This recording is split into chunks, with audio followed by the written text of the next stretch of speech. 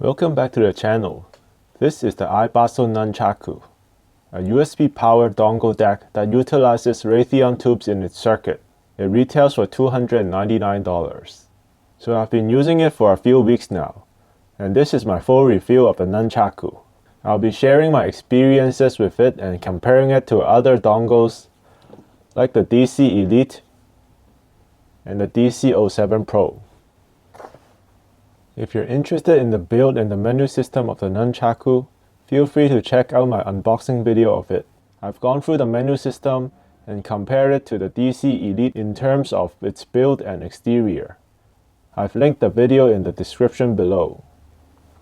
The gear I used for testing was the iBasso Klee, Kotori Zephyr, Bayer Dynamic T1/3 Gen, and Fostech T60RP. Most of the time, the Nunchaku was used on my iPhone 16 Pro Max. I think EMI Noise was the largest concern for potential buyers for the Nunchaku. During the time of use of the Nunchaku, I've always strapped it behind my iPhone like this. I've only had EMI noises when I was in the elevator, and my iPhone is trying to boost the network signal. Other than those specific moments, I've never had any interference with the tubes during daily usage with my phone. So if you're at a place with good cellular reception most of the time, I don't think you would have any issues with interference with the tubes. The tubes of the Nunchaku is suspended between the PCB and the case like this. iBasso clearly paid attention to vibration noises of the tubes and used Poron, which is a foam often used in keyboards, as a part of the vibration reduction mechanism. When I tested the Nunchaku, I didn't hear any weird noises in my IEMs, even when I'm knocking it like this. I also never experienced any vibration noises when I was walking or on the go. Let's talk about burn-in. This is the topic that I don't usually bring up, since I don't think it makes a big difference to my impressions. But here it does. If you don't know already, the Nunchaku has two modes, Class AB and Tube mode.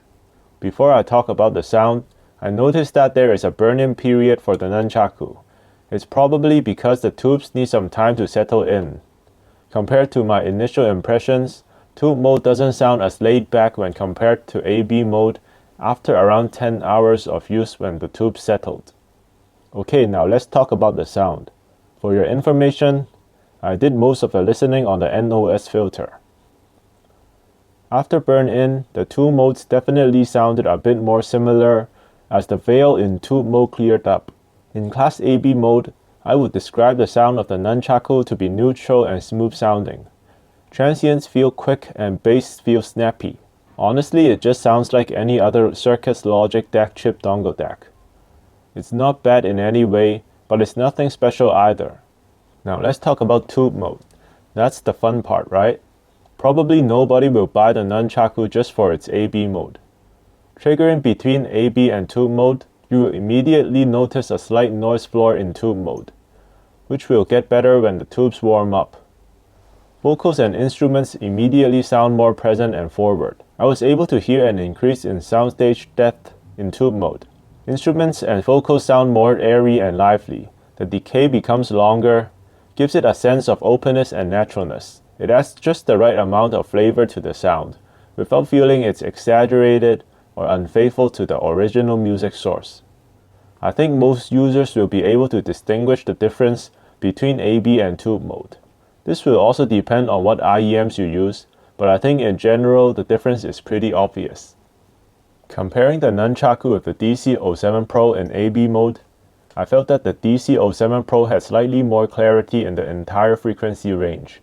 The DC07 Pro felt more dynamic. In comparison, the Nunchaku felt a bit dark. The soundstage was similar in both decks. In tube mode, I heard there's slightly more depth and instrument separation in the Nunchaku. The mids and treble became more airy than the DC07 Pro, and the tonality brightened up a bit.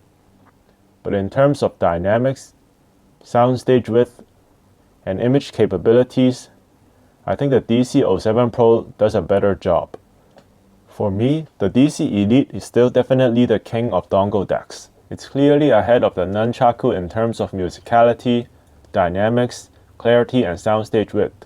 But in certain tracks like jazz or some vocal-oriented tracks, where you want to hear a long and sustained airy decay, I can see people preferring the Nunchaku in tube mode over the DC Elite. The Nunchaku has a comparatively high power output compared to similar USB-powered dongles. The spec sheet suggests the Nunchaku outputs 525 mW at its balanced port and 150 mW at its single-ended port at 32 ohms, which is higher than the DC07 Pro.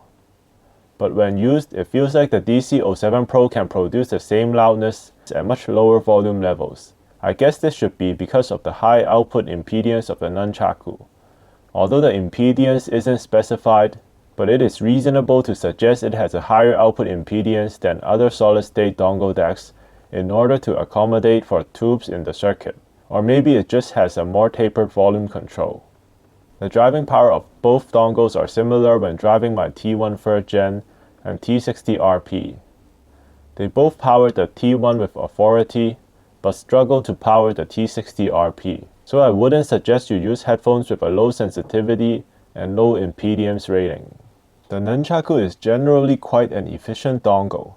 On my test rig here, measuring the power draw from the power side of this separated USB cable, it draws about 79 mA per hour in AB mode on low gain. Not as efficient as the DC07 Pro, but close. Tube mode draws slightly more power. Here's how the Nunchaku compares with the DC Elite and DC07 Pro in terms of power consumption when playing music.